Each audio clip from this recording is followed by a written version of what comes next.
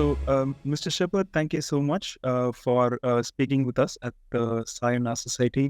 It's an incredible honor speaking with you. We just read your Sāyana.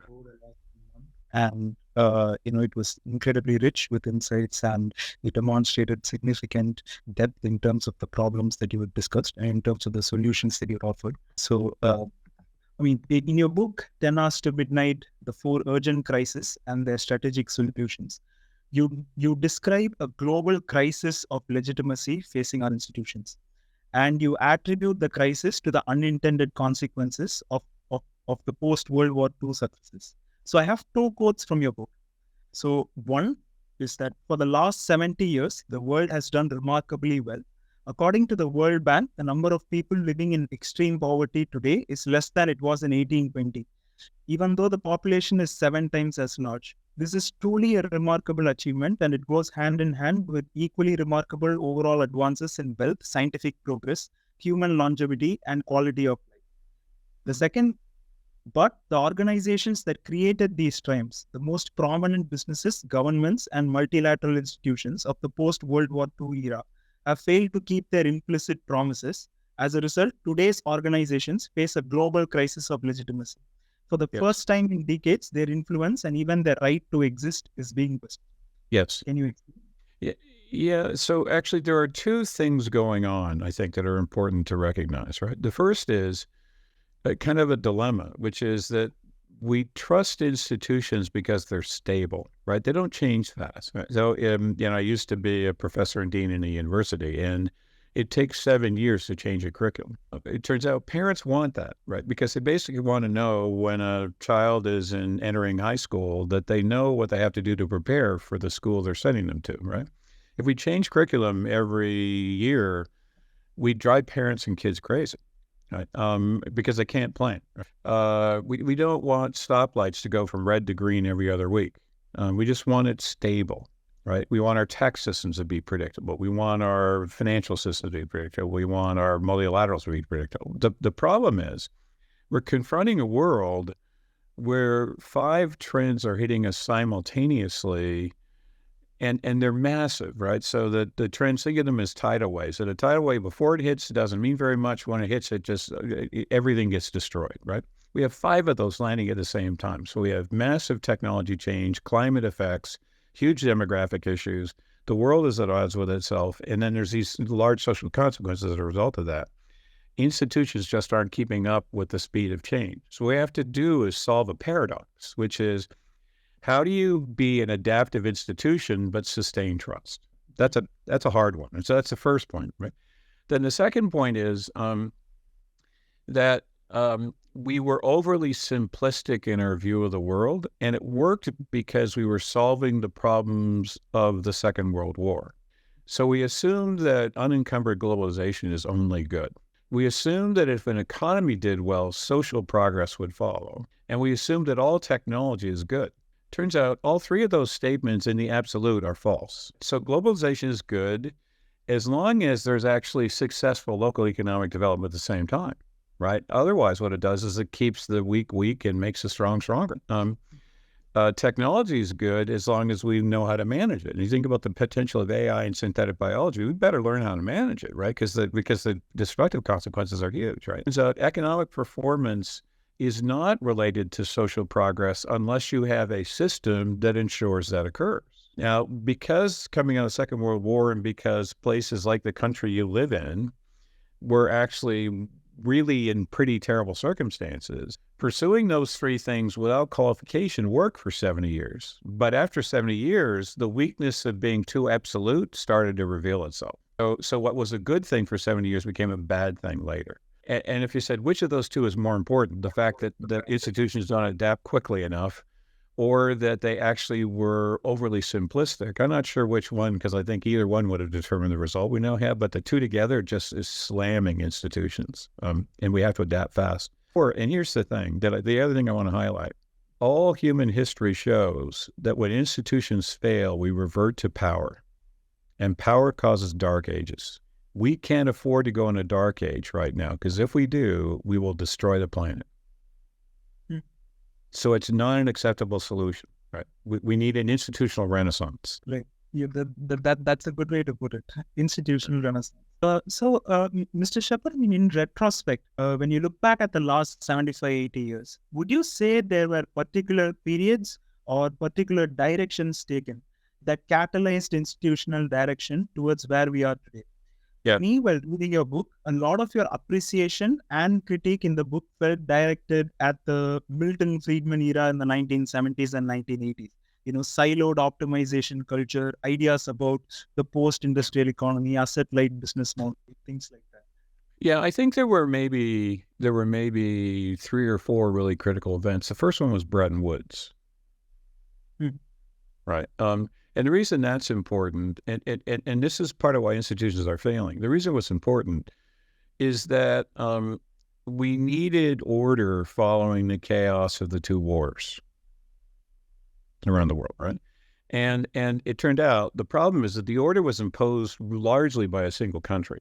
Everybody went to the Northeast in the United States and cut a deal, and it turns out they didn't have a choice but to sort of go along with it, right? But many of the institutions that formed the framework in which business occurred around the world and government occurred around the world were created by that event. I think it was massively successful, but also sowed the seeds of its undoing because it was one country driving the understanding, right? Second, I think, major event really was the changing of the global financial system that happened in London, where we essentially created a way in which we could make trade happen more effectively, right? And so you ended up getting international banks in a way that you hadn't before. You had growth of financial services in countries that didn't have it before. And so it was essentially the internationalization of the financial system. Then I think the third piece was the adoption of something market economy-like by most countries in the world. So India adopted it, China adopted it, Korea adopted it, and what you saw was that that countries flourished under very different political systems. By the way, I don't mean kind of the liberal democratic market economy that forms Europe, for example. I mean their own version of it, but they adopted a market economy, and the net result is a lot of people got brought out of poverty, right? And when you put those together, what happened is the wealthy countries bought, because of the financial system, the institutional structure permitted that to occur relatively straightforwardly because we had ways of negotiating differences. And then what occurred is that the less well-off countries essentially used a labor and actually an environmental arbitrage to essentially move up the wealth system. And now we're at a point where actually that whole model doesn't work because actually a lot of countries are wealthy and they're not buying from each other anymore, right? So in the same way they were. But that model allowed it to emerge, right? And I think it was really kind of the wisdom in some ways. I mean, it was set by the 2 things that happened in the United States and the UK, but the real wisdom that caused it to occur was the recognition, the very courageous recognition in China that they needed a quasi-market, which is a hard thing to do given the history of the country, and India, that you needed a much more stable market economy and change regulation consistent with that, and much of Asia, the same thing, right? And I think that move, so you think about Lee Kuan Yew, for example, he's a perfect illustration of a person who saw the potential and took an impoverished country and made it into a global force. So we give too much credit, I think, to the things that the U.S. and Europe did, and not enough credit to the foresight of the people who actually brought countries out of poverty. Washington did not bring Singapore out of poverty. Lee Kuan Yew did, right? And China brought itself out of poverty, and India brought itself out of significant poverty. And so it was internal leaders in those countries who said, I see there's a better way to run my economy. Not my political economy, my economy. And it flourished, right? But it also revealed the dark side, all the points in the book. I mean, it turns out if you do that and you don't think about the potential downsides of doing it unmitigatedly, you end up creating a problem on the backside, which is what we're now experiencing. Yeah. No, it's really interesting that Deng Xiaoping, the premier of China during much of its liberalization era, was really close friends with Lee Kuan Yew. In fact, Yeah, if there's one person in the world you should hold responsible for where the world got, it's Lee Kuan Yew. Right. And a Yeah. funny story for you. A funny story for you. I was making a presentation back in the days when the U.S. and Russia was still talking to each other, at the Skolkovo Business School's board, and they asked me to talk about globalization of education. Lee Kuan Yew was in the audience. Oh, okay. So I looked at him and said, "This is a very odd experience for me." He said, "Why is that?" "I'm talking to a person who understands globalization better than anyone else in the world about globalization. I feel like the wrong guy's in front of the room," right? So then he came up to me after and he said, "Blair, you got it right. You were really good, and don't be so humble. You did really well. And I think you're right about education." And I said, "I just have to tell you, I believe you are, if there is one person responsible for how the world came out of poverty, it's you. And so I'm honored to meet you." It was one of the coolest days I've ever had. He is a very amazing man. Yeah, I can imagine. He's a personal hero of mine. Yeah, he should be. Yep. So, Mr. Shepherd, I mean, following up on that, another question that I had, and this I found to be interesting that you mentioned in your book, is the inadequacy of the success metrics with which our countries and corporations are judged. Yeah. Be it GDP for countries, Yep. shareholder value for corporations. You call for institutions to be led towards a broader purpose. I mean, you're going head on with Milton Friedman there. So, can you explain? Yeah. So I don't think I am going on head on with him, by the way. I think he agrees with me. So what I see India doing is saying, if we don't make a friendly business environment, and if we don't create a system where capital can be deployed and it trusts that it will get its money back, we won't grow, right? If we don't have a system, and so I think that that's consistent with the thesis of the book, which is you literally have to create a successful economy, but it's not enough.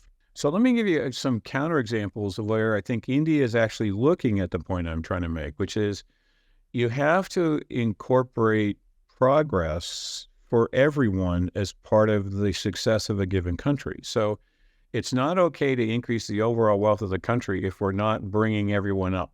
So I think he believes that. So, for example, the one person, one biological marker in your IT system is a great way to get rid of government corruption. Now, why do you need to get rid of government corruption? Because it actually hurts those least well off. I mean, it turns out if I'm a successful billionaire in India, if I'm one of the sponsors of the larger aggregate companies, I'm not going to get my arm twisted by some low-level official in a city or a province or the federal system. But if I'm poor, I will be, right? And so what happens is corruption hurts those who are least well off. So what did he do? He said, I'm going to take corruption out of the system. Now, part of the argument he would make is I can't make the economy work with corruption. But his other argument is it's only fair, right? And so I think I can point to many, many policies where he's literally simultaneously solving two issues. The first issue is economic growth, and the second issue is reasonable distribution of that growth across the population. And so I think actually he buys what I said in the book. And I think it's subtle, therefore. So the important point is we're not saying remove GDP as a measure. We're saying it's insufficient. We're not saying remove shareholder value or shareholder wealth as a measure, because if you don't return to the shareholder, they won't give you the money. We're just saying it's insufficient, right? And so if you think about the measures we apply, it's back to the point, which is we were too narrow in our view of what we were trying to do. It was okay for 70 years because of the nature of the problem. So India's problem to begin with was you had no wealth. So let's create some. I don't care how it's distributed. Let's just create some and then worry about the distribution problem later. China, same thing. Massive poverty. Let's create some. And then now we're in a system where there's enough wealth we should worry about, is everyone taken care of?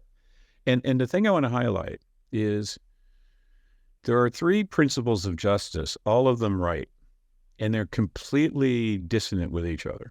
So the first principle of justice is take care of those with greatest need. Second principle of justice is manage both your procedures and your distribution so people feel equivalently treated. And the third one is reward those who work hardest and produce the most. Now, it turns out those are always in conflict with each other. What we did was we created a system that said reward those who produce hardest and worked the most, worked the hardest and produced the most, and undervalued the others. Any good system, any organization, any government, any city, any system has to reconcile the balance between those three. So here's why. If I don't care of those least well off, we're inhuman.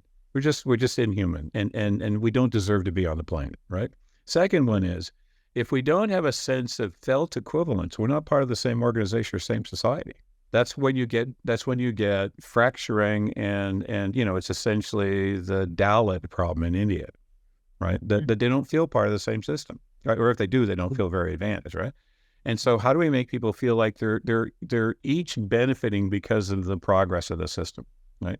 And the third one is, if you don't reward those who produce the most, and actually don't create wealth, you got nothing to distribute. So you got to solve all three problems. And let me give you the U.S. as an example. Right now, I think the problem is there's a lot of people in the U.S. who feel like they aren't being fairly treated from an equivalence standpoint. They're standing in line and people are butting in front of them. Not okay. You with me? They don't object. They don't object to people who work harder and do more or get more. They object to the fact that the system feels rigged. I'm not equivalently treated. And I'm sure that Modi would agree with all three of those principles. I actually spoke to him once, and I think I heard him describe all three of those principles in the conversation we had. I've been lucky in my life to meet individuals like that once, never more than once, but once. I met him once, and I met, it was a really interesting conversation. Right. I mean, reading through this portion of the book, I was reminded of a quote by Alexander Solzhenitsyn, the Russian novelist and Nobel laureate. He mentioned that untouched by the breath of God, unrestricted by human conscience, both capitalism and socialism are opposed. Would you agree with that? Yeah. So I think this is really important. And this is part of what's wrong with globalization, right? And by the way, when I say that, I'm not saying globalization is bad. I'm saying it's got to be mitigated. Right, you have to deal with the unintended consequence. So if you go back and look at de Tocqueville's description of the United States, he basically said if it wasn't for common markets in cities where we all went to the same market and met each other, and church, the greed in the U.S. would destroy the nation. But because of the fact that entrepreneurs went to the same church, sent their kids to the same school, went to buy things in the same market, they didn't misbehave.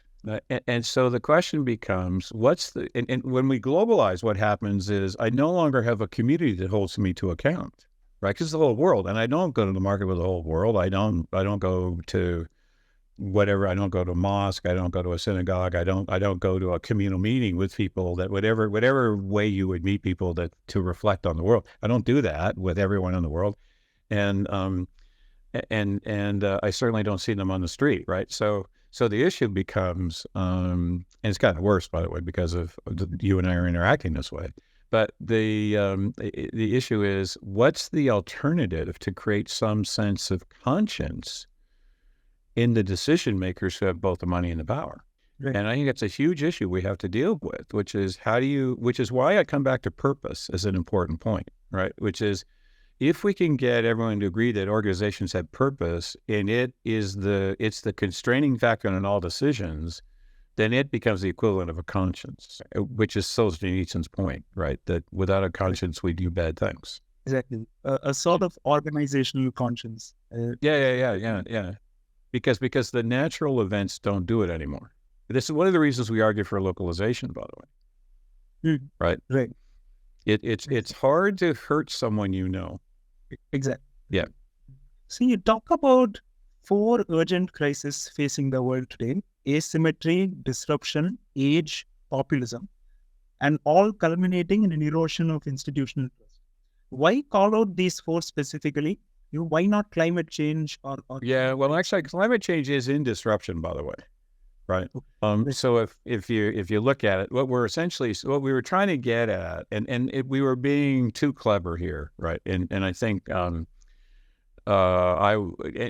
today I would reframe them. So let me do that in a minute. But let me go to the book first. So the premise, the issue in populism was really that the world is in disagreement with itself, and people can't come to agreement, right? And so it's actually the division of opinion that's the issue there, right? But if you think about disruption, what we were trying to get at with disruption was there are two technology issues that the world has to deal with, and they're both existential, right? The first one is AI and synthetic biology, right? And the important point about both of those is they're of a kind we've never seen before, right? So what they share in common is that they are general purpose. So once I have when I have an intellectual issue, I can apply AI to it and it will give me some reasonably good answer, right? Once I have a biological issue, I can apply synthetic biology to it and give me a reasonably good answer. Those are very transversal things. So they can affect everything thinking, right? And everything biological. We've covered a lot of the world with those two things, right? Second thing is they get smarter every year. Right. So they transfer knowledge across generations like people do. Right. So they get smarter every year. So once I've modeled the human genome, I have to model it again. Right. So I just I layer on top of that. Right. Once I've modeled the web, I don't have to model the web again in AI. Right. And they get cheaper and faster. So the consequence is that they have massive unintended consequences, just like the web did, which we use as the example in the book, what the web did. Right. They have massive unintended consequences. If we don't manage, their downside could be way bigger than their upside. Now, for example, someone in a garage creating a mold that destroys the entire human race. Not a good thing, right? Okay. Now, on the climate side, what we were trying to get at, and we should have just said climate, what we were trying to get at is the nature of the problem. The problem is that our industrial technology system is unsustainable. And so you can't say we have a climate crisis. We have to remake the entire industrial technology system. That's what we were trying to get people to understand, that it was a technology crisis, right? That the way we make things, the way we move things, the way we build things, the way we, the energy system that supports it, and the way we feed ourselves are all done in a way that literally creates an unsustainable world. And so we could have had a title climate, but what I was trying to get at was if you think it is a climate problem, you won't solve it. If you think it was an industrial technology system, I know the solution. Just reinvent that system. Now, just reinvent that system. It's a non-trivial problem, by the way, right? I understand it's big. It's $250 trillion. There's a lot of work to be done. But by pointing to the fact that it is reinventing the industrial technology system, which is the problem, it takes us to the solution faster. Because here's the problem with the climate discourse. Right. I would say that 50% of the climate discourse is telling us that we have a problem, and there is no idea about how to fix it behind that observation. Or it's impractical. It's just impractical, right? So I love kids who are pointing out that we have to change the world, and they're right. Yeah. But it's not enough to point that out. You actually have to help me practically figure out how to do it, and that's why we took I think the problem is the urgency we hold for climate was understated in the book. If I could do one thing different, I would highlight that and say, look, it is an industrial technology system problem, but actually, if we don't say, it's an existential crisis. And we kind of said that, but not as hard as we should have, and I would rewrite it. So now if I come back to today, I would say I changed the definition to 4 problems, right? One of them is, how do we manage the burgeoning technologies I just described and their impact on unintended consequences? Second one is that climate consequences come way faster than we thought they were going to, right? The third one is that the world's falling apart, which is what we're getting at. And then the fourth one is demography, right? And then I would say the social consequences of those 4 things is the fifth, which we talk about in the book, or the social consequences. And I think the point I would make relative to the book is it isn't urgent enough. It's coming faster and harder than we wrote, and everyone said we were being sky is falling. So in the book, for example, we say that AI is going to be here sometime 2035, 2040. Wrong. We understated how big the climate effects are going to be. And I think, so the thing that I think the world needs to understand, we have 4 or 5 tidal waves, literally tidal waves hitting at exactly the same time.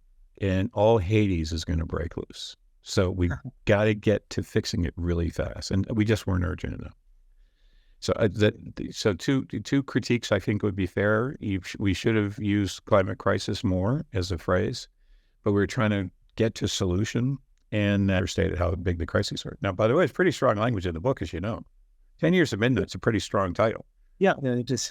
Yeah. It is. I had a question towards the end about the general pessimism of the book. Broadly, yeah. But before I get to that, I wanted to dig deeper into each of these individual problems a little bit. Yeah. So first, starting with asymmetry. Yes. So why is wealth disparity a problem? By all metrics, the world has gotten significantly richer, with by and large improved standards of living over the last 150 years. Why do economies need to be distributed along perfect Gaussian curves? I didn't say perfect. No one said perfect, right? So the first point I would highlight is that all human systems are flawed. And by the way, if they weren't, we'd have no work to do. So it's a good thing they're flawed, by the way. Because it turns out if everything was perfect, we'd just be sitting in leisure and doing nothing, and life would not be interesting, right? So if anything, the book describes an interesting life for all of us, right? But we don't mean perfect. What we literally mean is that you can't have inequities that cause people to stop feeling like they're part of the same society.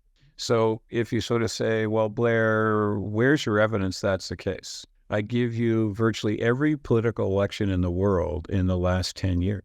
Brexit, the U.S. elections. So you'd sort of say, a lot of people would say, well, MAGA is just a bunch of irrational human beings. 40% of the American population is not irrational. So there's a legitimate beef there. So you ask the question, what's the legitimate beef? I gave the example. One way is to think about the narrative going through the mind of someone who's feeling dispossessed and wants to tear the system down.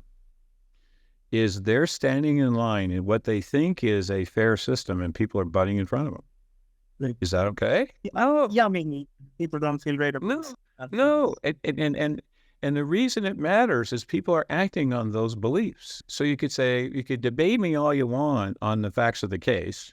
Turns out we did a lot of research on the facts of the case, by the way, right? You can debate about it. And actually the interesting thing is they have very different consequences depending on where you are in life, in lifespan, right? So if you're a new kid graduating, it has a different consequence than if you're mid-career than if you're about to retire, right? Very different consequences. But there's a significant portion of the population who feels like their life is worse. And the reason is a comparative evaluation of them to other people. And it feels unfair to them. And you can say to me, Blair, it's fair. I don't think it is actually, but you can say, Blair, it's fair. And the whole world's wealthier, so get over it. Well, I give you the political consequences of people not believing that statement. So it matters a lot because it becomes the system that undermines everything we do. And you literally see it in practice all over the world right now. A whole host of people saying, tear it down. Drain the swamp is the equivalent of tear it down. And I'm not making an observation about particular political leaders, but what I am saying is there's a bunch of people who feel that way, and they're right to feel that way. And if we ignore it, which we do a lot, by the way, and say there are bigger problems than yours, at your own risk. Right. You with me? Yes, I am. Yeah. So an interesting point that you make in your book is about the declining middle class in the OECD countries 1980. Yeah, in the West, yeah, exactly. So I looked into that point and, I came across a book by Tyler Cowen, the American economist at the George Mason University. And the book was titled The End of Average, where he highlights that both the top and the bottom of the global labor market are growing, but the steady, secure life in the middle, the average is pretty much over. For example, 75% of the jobs created in the USA post the Great Depression pay at somewhat close to the minimum wage. He explains that high earners are taking over more advantage of technology, achieving superior results, but the average is getting left out. And you have a great story about the steel mills in Hamilton, Ontario, and about Dofasco and about Stelco. Could you talk about that? Yeah, so I think I want to start first with truck drivers, right? Until recently, truck drivers in North America were paid the same they were in 1976. That's ridiculous, because it turns out driving a truck is way harder than it used to be, because traffic's worse, and it turns out without truck drivers, stuff doesn't happen. So the thing I want to highlight about the Hamilton story and the truck driver story, and I'll do it for you, but I want to highlight is these are not average people. And by sort of saying these are just the normal population, what happens is you essentially dehumanize what's literally occurring. So we're taking people who do the things we need to live life, right? They stock grocery shelves, they make steel, they drive trucks, right? They nurse us, and we don't pay them any more than and they teach us. We don't pay them any more than we did before comparatively, right? Particularly include inflation as part of the issue. And somehow we think that's okay. When the people below them are getting wealthier a lot, and the people are getting way wealthier, that's not okay. And so to the point I'm talking about, and it turns out it's the mass of the population we're describing. It's the people who make the system work that we're harming. It's the thing we learned in COVID, or I think COVID actually helped us, which is it turns out without that person, we can't live, right? And so it's kind of a wake-up call. So so if you go back to the story of Dofasco, I think the thing that was really interesting is during the Depression, the amount of steel that was sold reduced dramatically. Right? In the city I grew up in was the steel capital of Canada. It was like the Pittsburgh of Canada, right? And so both of the major steel companies were really distressed. And what happened in the one is they said, actually, if we don't take care of the people who are least well paid in our steel mill, how is that reasonable? Because, me as the owner CEO, I'm going to survive the Depression fine. But people are literally unable to feed themselves. So what they did was essentially, and we can't lay people off into a depressed market because there's no job for them on the other side. So what they literally did was cut everybody's work, right, to fewer days a week. And they ensured that the people who were paid at the bottom end actually made enough money to live. And then what they did is say, we're all in this together, so you all have some equity in the business, right? Now, it turns out that was a brilliant response to the Depression, because when they came out of the Depression, everyone wanted to work for them, and people gave them discretionary effort like you can't imagine. So it became the most profitable steel company in North America, right? And maybe the world at the time. And they didn't have a union. Turns out, why would I unionize this company?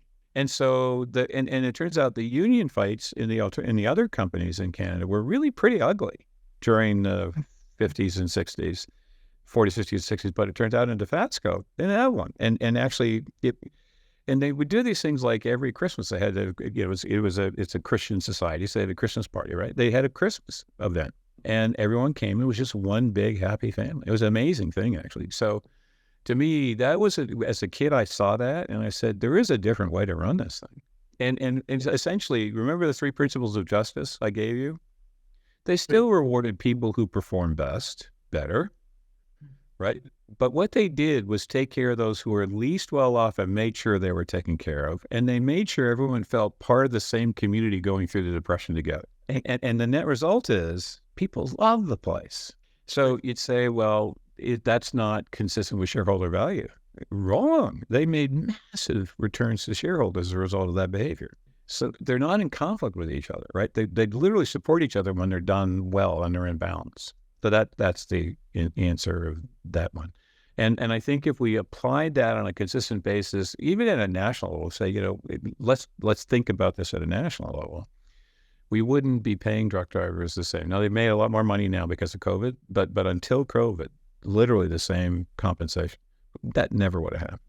Right. It's a great example of a purpose-led company. At least that's the takeaway that I got, reading your description of Dofasco. And you did seem to be particularly, impressed by the way Dofasco does things, and it seems to be it's the town I grew up in. It's the example I knew. Right. There are lots of examples of that around the world. You actually see that in a bunch of sponsor-led companies in India. They behave the same way. Many of them, not all of them, but many of them do. And actually, I think the ones who behave that way are more successful. Right. In the long run. Yeah, definitely. Yes. And you sort of say, well, why does that work? Well, because the sponsor has several purposes in mind. One, they want their family to be wealthy and successful and well off. They actually want to contribute to Indian society. They want to solve a problem that exists, and they want to make sure that people who work for them and enjoy and benefit from working for them. And so it's a mindset that we need to develop. That is actually, you can make money and do good at the same time. They're not in conflict with each other. Right. Makes sense.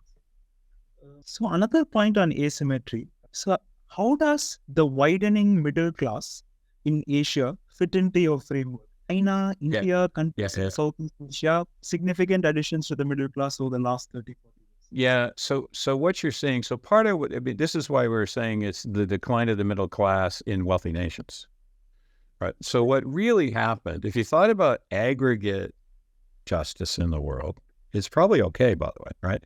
Because what happened is we took people who were doing what you could think of as real work in North America and Europe and gave that to people in China, Asia, Southeast Asia, India, right? And originally China, actually originally Korea and then China, right? Originally Japan and Korea and then China, right? And if you look at that model, basically, what happens is the people who have capital, the people who run businesses are still sitting in the country of origin and making a lot of money, right? And the people who serve them are making money, like the professional service firms, right? But the average person who just does real work, the real work's been moved somewhere else, right? So what occurred is we essentially harmed the middle class in Europe and North America to the benefit of creating a middle class in Asia. Now, an argument you could make counter to the book, I'll come back to why I don't think it's a valid argument, but an argument that's counter to the book is, well, in aggregate, the world's way better off. And I think that's right, by the way. But you didn't have to have that negative consequence if you thought about it more carefully, right? So it was the kind of unilateral adoption of globalization that was a problem, not globalization. Now, my argument would be, over time, if we sustain the model, you're going to have a dispossessed middle class in India, China, and Japan. You just haven't got there yet because you just created a middle class, right, at scale, right? So wait 70 years and let's have a conversation. It's going to come sooner than that, by the way. We'll wait 5 or 10 years and let's have a conversation, right? And so I think what we have to do is recognize everywhere in the world we have this issue.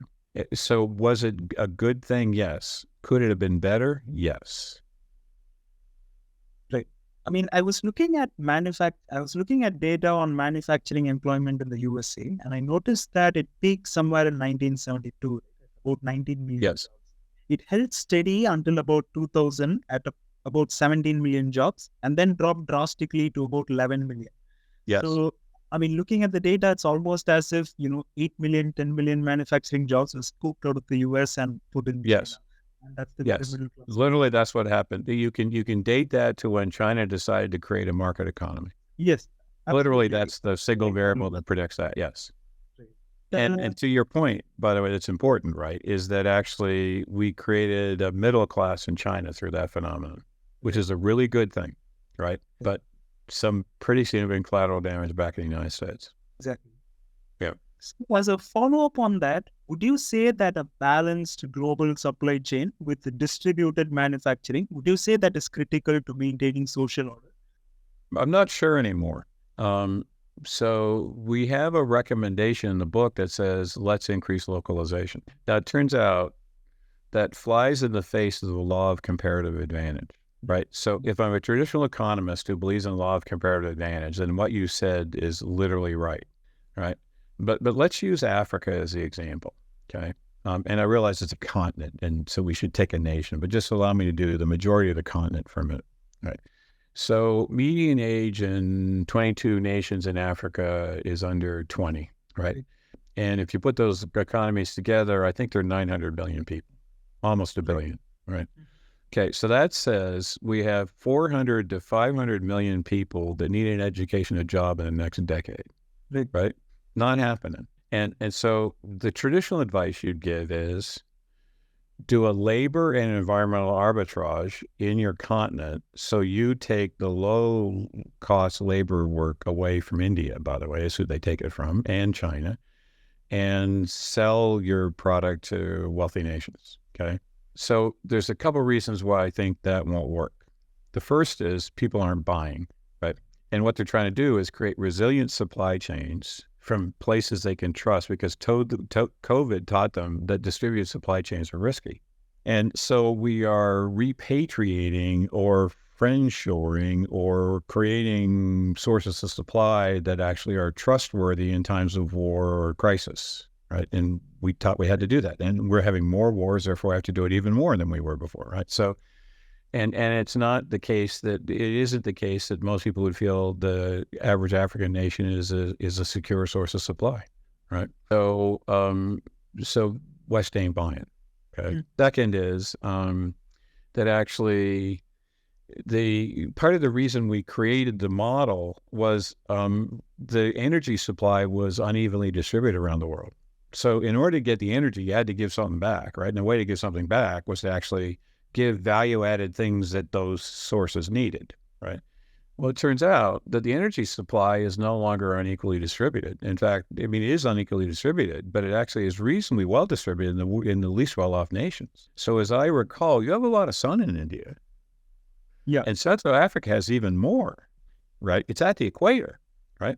And they have some reasonable mountains with water flow, and they have some reasonable wind. And it's a big continent, but it has a big coastline with a lot of tide, right? So literally, they have the ability to supply their own energy without needing to get it from other places where they have to do a trade in order to get the energy. And one of the limiting factors on the success of a nation, if you look at all history and say, when are nations successful, is when they have low-cost energy. So if I can create a low-cost energy supply and I can use local goods for manufacturing and I can create a dynamic local economy, why would I destroy my environment and try to sell into a system that doesn't want to buy from me anyway? So there's one rate limiting factor, which is storage. Turns out there's now a battery that is really interesting. It's iron and air, right? It uses rust as the source of storage and distribution, right? Rusting and unrusting. That's a tenth as expensive as a lithium ion, soon to be less than that by a lot, and has a 100-hour discharge period. It turns out 100 hours manages any weather event I can imagine. Right. So I can literally generate and store the energy locally. I no longer have to buy it from the U.S. or Saudi or Russia, right? So I don't need a global economy the way I used to.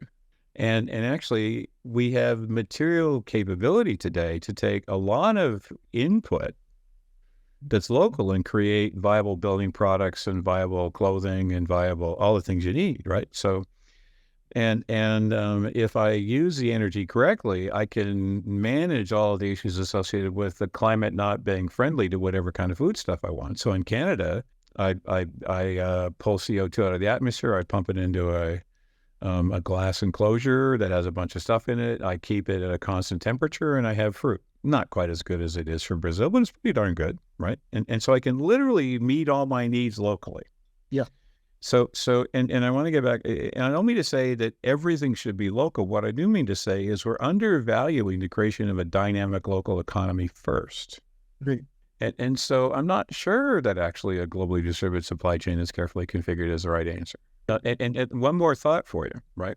So what's the biggest security risk in a nation today? It's their distribution system for energy. Okay. Yes. Right? So if I transmit electricity across the United States, to take the U.S. energy system down, all I have to do is take Texas and one other state, and I destroy the entire system. Not very secure, right? And so now with the advent of AI, right, and the advent of synthetic biology, large centralized distributed systems are really risky.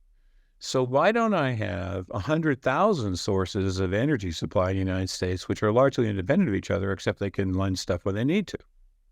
You with me? It's way more secure. And so I think I'm back to my point, which is a single worldview, which is the law of comparative advantage, isn't flawed. It's right, but it's incomplete. And so let's create a more complete view of the world. And it gets you some interesting outcomes. In a chapter we wrote on increasing localization. Yeah, makes sense. So, there was an interesting quote in the book about technology disruption. It said, disruption is nothing new, but what's new is the speed, complexity, and global nature of it. Yes. Are people and institutions unable to keep pace with the speed and complexity of the change around us? Yes, that's literally what we're trying to get at in the book. So let me go. And actually, kind of the book I think covers this the best is The Coming Wave by Suleiman, right? Where he basically says there are these two technologies that are of a kind we've never seen before, right? And I gave you the description, right? It turns out that those are we do not have institutions that know how to govern those things right now, Right. and the risks are huge. So imagine the ability to synthesize any biological agent I want in a garage, Right. and imagine some disaffected set of smart people. How do you feel about the future of the world? Right. We got to get that one right. Yeah, exactly. So, I had a few more questions, but it looks like the time is running out. Yeah, we're kind of at time. I'm sorry for that, but yeah. Ask one last one, then we can go, and then we can do it. Yeah. I just I had a good last one. So, what would you say is the great leadership challenge of our time? Well, let me do your optimism one, if that's okay. Can I do that? All right. The book feels pessimistic, right? Because I think this relates to the greatest leadership challenge. I think the issue is we have to have an honest recognition of the nature of the challenge and its complexity. Because if we don't, we won't solve it, right? So reinventing the entire industrial technology system is a non-trivial problem, right? If there ever was one. It's complex. It's you got to evolve entire ecosystems, right? Simultaneously. It's a hard problem. So I think the challenge of leaders is to get people to understand the urgency of the issue and the complexity of the issue without having them put their head under a pillow and hope the world goes away. Right. Because the danger of telling the story accurately is you scare the living daylights out of people. So what we have to do is tell the story in an actionable way. So I come back to my climate point, that the reason we talked about technology disruption as the cause of climate, which is this industrial technology system disrupting the weather system, right, was to point to the solution. So if I could get people to say, actually, we have an industrial technology reconfiguration problem, which takes care of climate, nature, a whole bunch of things, right? If we have that, then actually we get actionable right away. But because we talk about climate, people are arguing with each other. The other nice thing about industrial technology reconfiguration problem is actually I can make the case that the alternative model is actually better. Food will taste better, soils will be better off, cars will be cheaper and faster and more efficient, needing less repair. You just go through the system, and I can point to how the physics of the alternative solution is better. Capturing energy locally and storing it locally is better than distributing it all over the world. These ugly wires all over the place, right? It's just better, right? And so we can end up saying, and actually you can point to, you don't have to solve the climate problem. You've got to solve the particular portion of the industrial technology system you're responsible for. That's all you got to do. So it becomes tractable for people. So I think the point we got to do is get leaders to understand how to take people through a discovery process of being terrified, being afraid of the complexity, and then understanding we all have agency.